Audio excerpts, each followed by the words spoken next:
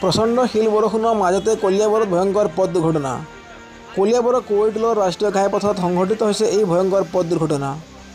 Alto আৰু বাইকৰ মাজত মুখামুখি সংঘৰ্ষ।